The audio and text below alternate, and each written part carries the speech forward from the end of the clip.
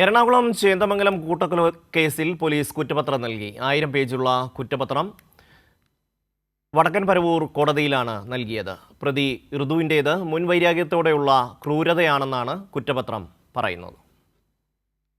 ഉമേഷ് ചേരുന്നു. ഉമേഷ്, വിശദാംശങ്ങൾ.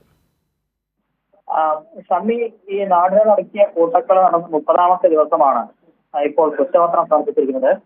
മുനമ്പം ഡിവൈഎസ്പി, കേസിലെ അന്വേഷണ ഉദ്യോഗസ്ഥനായ മുനമ്പം ഡിവൈഎസ്പി ജയകൃഷ്ണന്റെ നേതൃത്വത്തിലുള്ള സംഘമാണ് കുറ്റപത്രം സമർപ്പിച്ചിരിക്കുന്നത്. വടക്കൻ പറവൂർ മജിസ്ട്രേറ്റ് കോടതിയിലാണ് 1000 പേജ് വരുന്ന കുറ്റപത്രം ഇപ്പോൾ സമർപ്പിച്ചിരിക്കുന്നത്.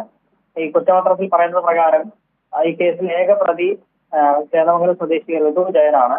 ഈ ഋതുവിന് ഈ ജിതിൻ ബോസ് എന്ന് പറയുന്ന ആളുടെ കുടുംബത്തോടുള്ള അടങ്ങാത്ത പക, അതാണ് ഇത്തരത്തിലൊരു കുറ്റകൃത്യത്തിലേക്ക് നയിച്ചത്. മുൻവൈരാഗ്യത്തോടെയുള്ള കൊടും ക്രൂരതയാണ് ഈ കൊലപാതകത്തിലേക്ക്, കൂട്ടക്കൊലയിലേക്ക് നയിച്ചത് എന്നുള്ളതാണ് കുറ്റപത്രത്തിൽ പറയുന്നത്.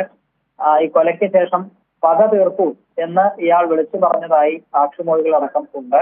ഒപ്പം കുറ്റപത്രത്തിൽ പറയുന്ന പ്രധാനപ്പെട്ട ഒരു കാര്യം, ഈ ഋതു ജയൻ ലഹരിക്ക് അടിമയാണ്, പക്ഷെ മാനസിക പ്രശ്നങ്ങളൊന്നും തന്നെ ഇല്ല എന്നുള്ളതാണ് പോലീസ് അന്വേഷണത്തിൽ കണ്ടെത്തിയിരിക്കുന്നത്. കേസിലാകെ 112 സാക്ഷികളുണ്ട്, 60 തെളിവ് രേഖകളടക്കം ഉണ്ട്. അത് കുറ്റപത്രത്തോടൊപ്പം പോലീസ് സമർപ്പിച്ചിട്ടുണ്ട്. കഴിഞ്ഞ ജനുവരി 16-നാണ് ഈ കൊലപാതകം നടന്നത്. 3 പേരെയാണ്, ഒരു കുടുംബത്തിലെ 3 പേരെയാണ് ഋതു ജയൻ തലക്കടിച്ച് കൊലപ്പെടുത്തിയത്. പേരെപ്പാടം കാട്ടിപ്പറമ്പിൽ വേണുവിന്റെ ഭാര്യ ഉഷ, ഇവരുടെ മകൾ വിനിഷ എന്നിവരെയാണ് അയൽവാസി കൂടിയായ ഋതു ജയൻ വീട്ടിൽ കയറി ഇരുമ്പോടി കൊണ്ട് തലക്കടിച്ച് കൊലപ്പെടുത്തിയത്. ഇവർക്കൊപ്പം ഈ മരിച്ച വിനിഷയുടെ ഭർത്താവ് ജിതിനെയും ഇയാൾ ക്രൂരമായി ആക്രമിക്കുകയുണ്ടായി.